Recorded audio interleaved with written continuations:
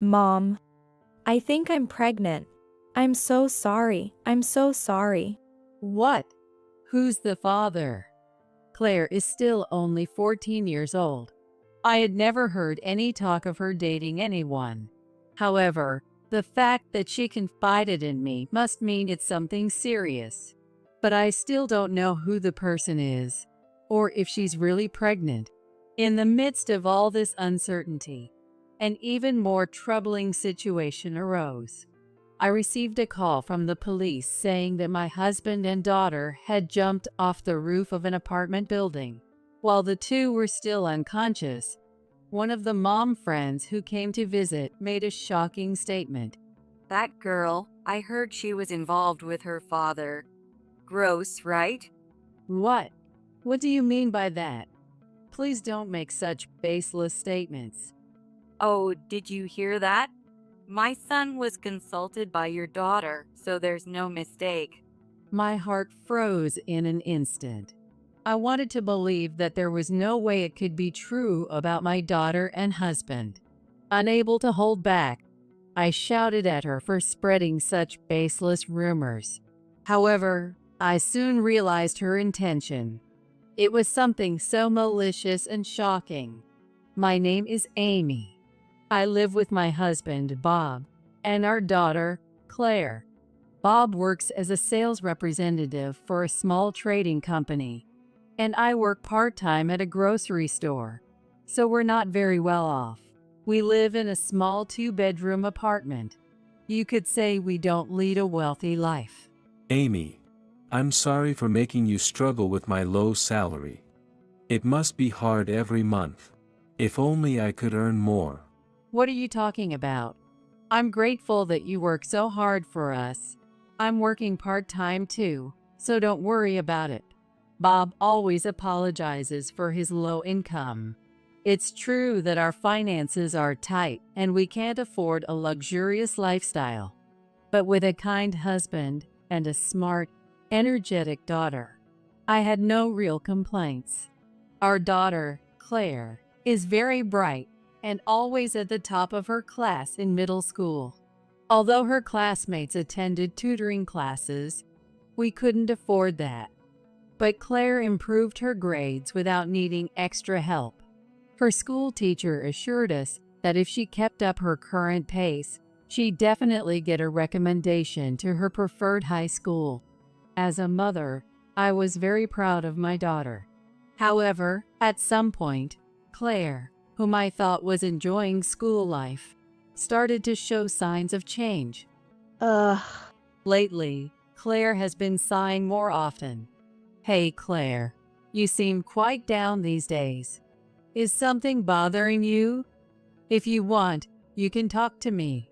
Huh? No, I'm just a bit sleep deprived. Don't worry about it. I was worried about Claire, so I asked if anything was troubling her. She laughed it off, saying she was just sleep deprived. She did have dark circles under her eyes and often seemed out of it, but it didn't seem like mere sleep deprivation to me. Then one day, Claire confided in me with a shocking revelation. Mom, I think I might be pregnant. Pregnant? Calm down, Claire. Why do you think that? Do you have any idea how this could have happened? Claire is still only 14 years old. I had never heard any rumors about her dating anyone in particular. But the fact that she decided to confide in me must mean it's something serious. Trying to stay as calm as possible despite my confusion, I asked Claire. However, Claire just sobbed, and saying she didn't want to talk about it, didn't tell me anything more, and shut herself in her room. I wonder who could have hurt Claire like this. Without any details, I was completely baffled. But if she really is pregnant, she needs to visit an OB/GYN for a checkup. I immediately discussed it with Bob when he got home. Pregnant? I can't believe it, not Claire. Right. I felt the same way. But if a smart girl like her is that upset, she must have some reason to believe it. No, as smart as she is, she's still only 14. She might be misunderstanding something. I've asked her repeatedly, but she won't tell me anything, so I don't know. I'll try talking to Claire myself. Claire has always been a daddy's girl, often sharing her troubles with Bob. Maybe she can share things with Bob that she can't tell me. Since Bob said to leave it to him, I decided to let him handle it for now. Then a few days passed. Claire has been holed up in her room ever since, skipping school. And then, at 3 p.m. that day, while I was on a break at work, I received a call. "Hello, what, Bob?" When I answered, it was from the local police. Ma'am, please stay calm and listen. The thing is, The officer said that Bob and Claire had been taken to the hospital. It was reported that the two jumped from the rooftop of a certain apartment building. Fortunately, their lives were spared, but both are in critical condition and still unconscious. I rushed to the hospital in a panic. There happened to be some bushes where they jumped from the apartment building, which acted like a cushion. According to the doctor, if it weren't for the bushes, they would have suffered severe injuries and likely wouldn't have survived. While I'm relieved they avoided the worst-case scenario, I'm still worried about the two of them remaining unconscious. I also wonder why they jumped from the apartment. It might be related to Claire's pregnancy, but with both of them unconscious, I have no way of knowing. After the doctor's explanation, a police officer approached me. A witness happened to see the incident, and according to the statement, Bob first pushed Claire off the rooftop, and then he jumped himself. have you heard if the two were troubled by something? Or maybe they had made some enemies? Asked by the police officer, I confessed that Claire might be pregnant, as she had been worried about it yesterday. But I also said that I didn't know who the other party might be, nor if she was indeed pregnant. I see. So they might have jumped following a discussion about the pregnancy. We'll now conduct a scene investigation, and your information will be very helpful. Thank you. The police officer then left. At that moment, I didn't realize someone had been secretly listening in. With a heavy heart, I returned to the hospital room and looked at the two still sleeping. I wondered how all this had come to be. No matter how much I thought about it, I couldn't find an answer. As I was sitting there, feeling down, the hospital room door was knocked on several times.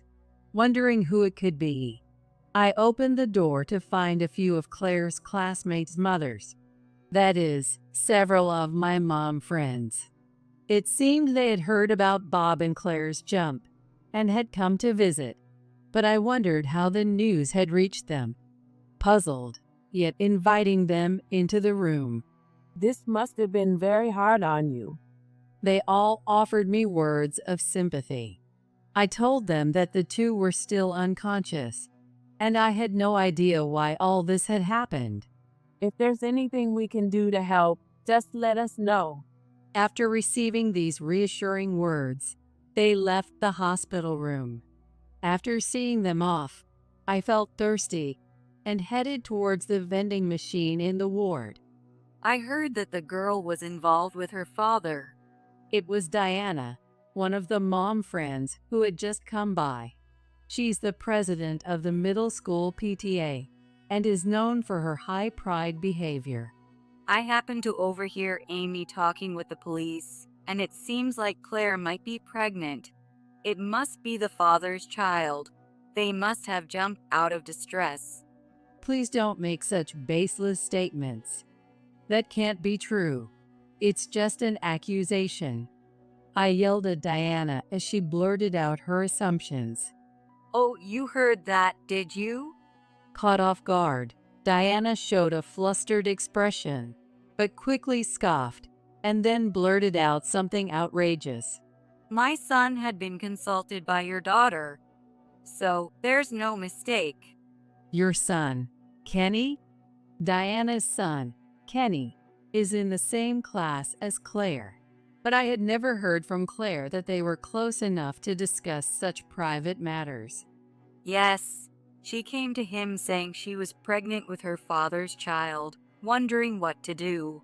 I understand you don't want to believe it, but isn't their jumping off the building proof enough? What are you saying? Diana and I got into a heated argument at her outrageous claim. The other moms couldn't stop us and just looked on helplessly. Eventually, a police officer who must have been on standby at the hospital came to break us up. Please calm down. You are in a hospital here. She started the argument. I was just telling the truth. I better get going. It's because you're spreading nonsense. Whatever. I've had enough. Poor people jumping off our fancy condo building, such a hassle. I'm leaving now. Diana said this and walked away. It turns out that Bob and Claire had jumped from the condo where Diana lives. I'm sorry for bringing her here during such a difficult time. It's terrible that this happened. The mom friends apologized to me.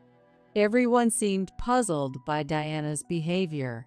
Hours later, sitting in the waiting room, I was called by a doctor.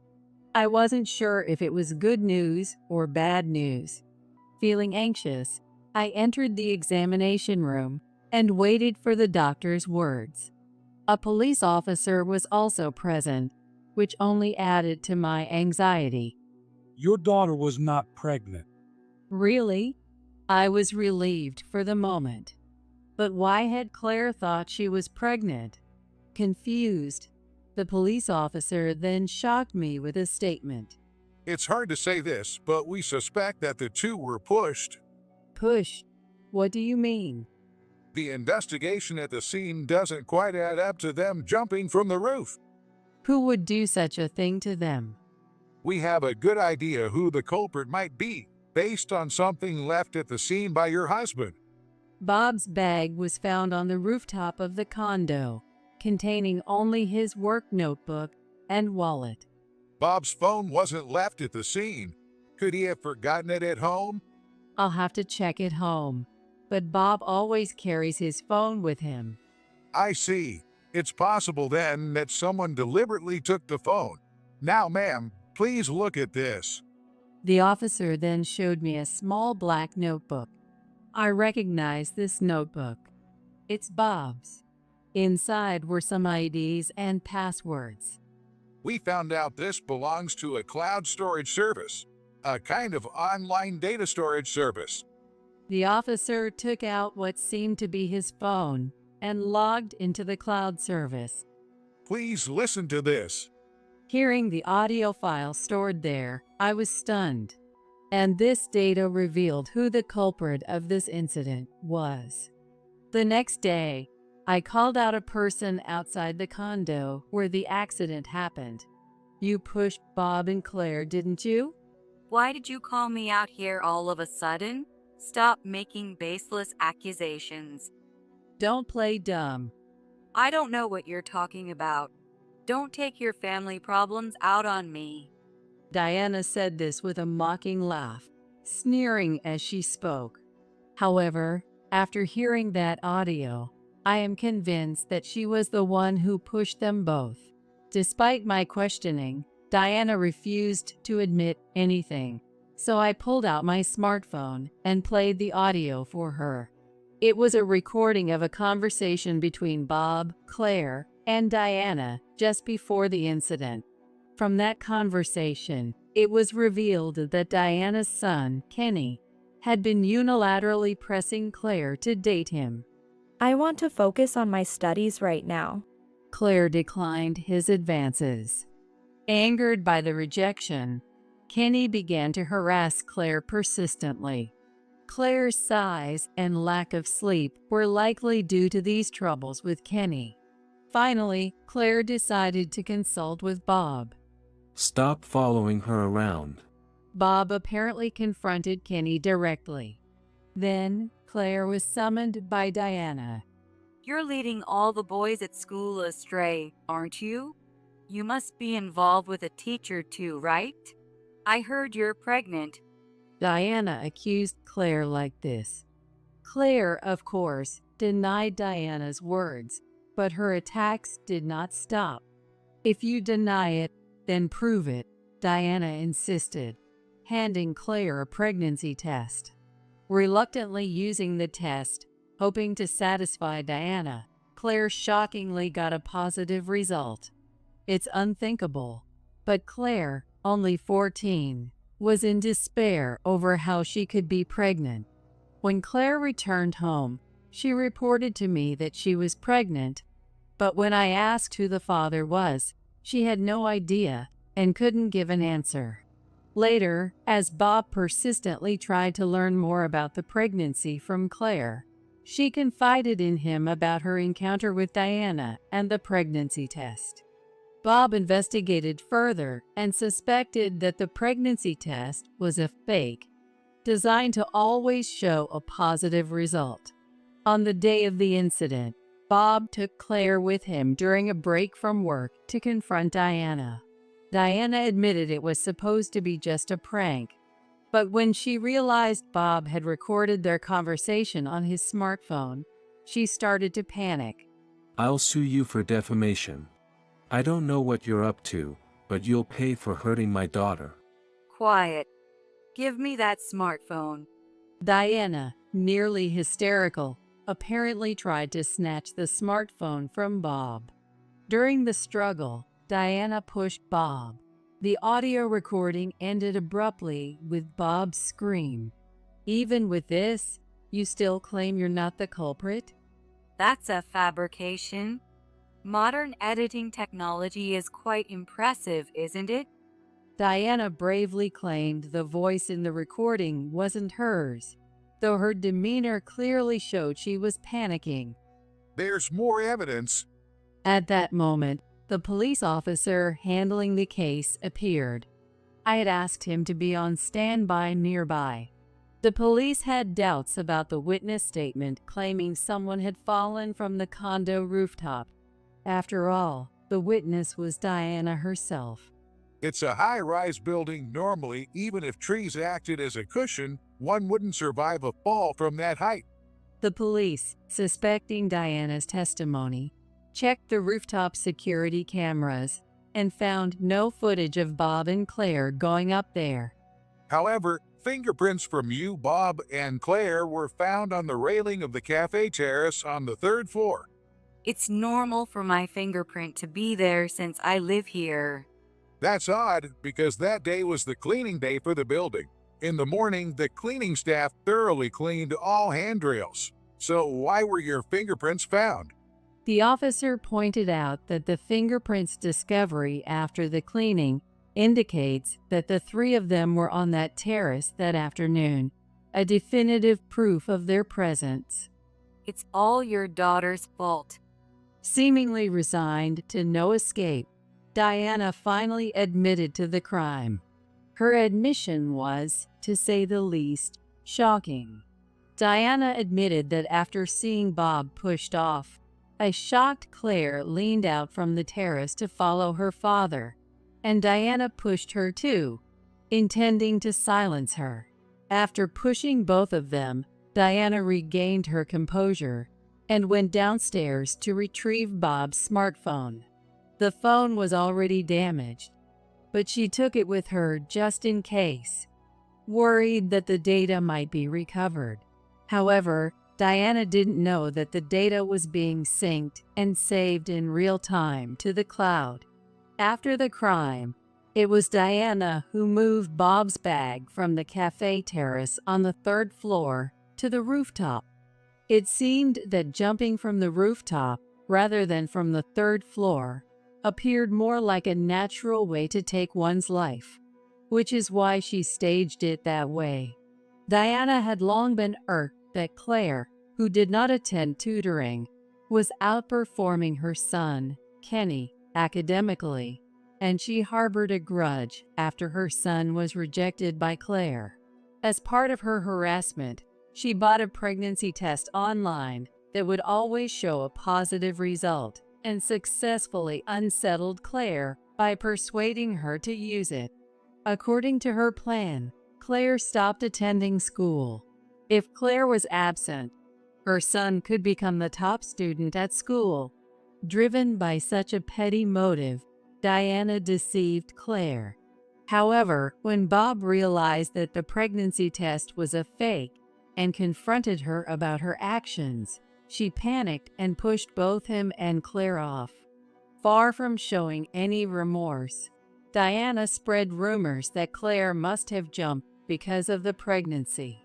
She might have thought that spreading rumors would turn lies into truth. But the police were not so easily fooled. The investigation, along with the audio data Bob left behind, exposed all of her clumsy attempts at a cover-up. I could never forgive such despicable behavior. What you did is a crime. Claire and my husband are still unconscious. We don't even know if they will wake up. Do you understand the gravity of your actions?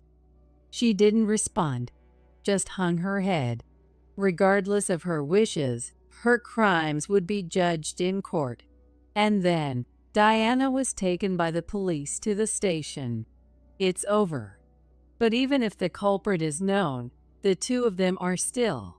Thinking of Bob and Claire, still asleep in the hospital, was heart-wrenching. If only they could regain consciousness. All I could do was pray. A few days after Diana was taken away, the hospital called me at home. It seemed that the two of them had regained consciousness. Rushing to the hospital, I saw them sitting up in their beds. Bob, Claire, I'm so relieved. I cried tears of relief seeing them both. According to the doctor, fortunately, they showed no signs of lasting effects and were told they could return to normal life with some rehabilitation. While they would have to stay in the hospital for a while longer, their discharge wasn't far off. Later, Diana was arrested for attempted murder. Even during the police interrogation, she was screaming that she was not to blame and showed no signs of remorse. However, despite her lack of remorse, the trial resulted in a prison sentence for her. When her imprisonment was confirmed, she broke down, crying uncontrollably in public. Following Diana's arrest, both the school and the education committee were thrown into chaos. Her husband, who had been the PTA president, was forced to resign, and their son, Kenny, had to transfer schools. It seems Diana and her husband divorced, and when she is released from prison, no one will be there to pick her up. We had been instructed to have no contact with her ever again, so after her release, she is planned to move to a distant prefecture. We may never meet Diana again, but I hope she reflects on her rash actions. Meanwhile, our family has grown closer than ever since the incident. Mom, I'm sorry about that time. I couldn't come clean right away. Claire apologized for not having disclosed the circumstances under which she was given the pregnancy test. Possibly because Diana and I were friends among the moms. It seems that made it harder for Claire to tell the truth to me than to Bob. It's okay, don't worry about that. I'm just happy to see you both safe and sound again. Both were fully recovered and looked healthy. Claire, trying to make up for the time she missed, was studying harder than ever. She apparently wants to become a lawyer. I want to become a lawyer who can fight against people who deceive others, like Kenny's mom. I can't believe I was tricked by such tactics. I'll never let that happen again. Claire was passionate about her future dreams, unable to forgive herself for being deceived by such malicious tactics. Despite everything that happened, she never gave up. Instead, she found her own goal, and I am proud of Claire's strength. We may not have the wealth to live in a high-rise condo like Diana, but we have something much more important in our family: the bonds of family and trust in each other. Ironically, The incident allowed us to reaffirm these values, which are more important than money.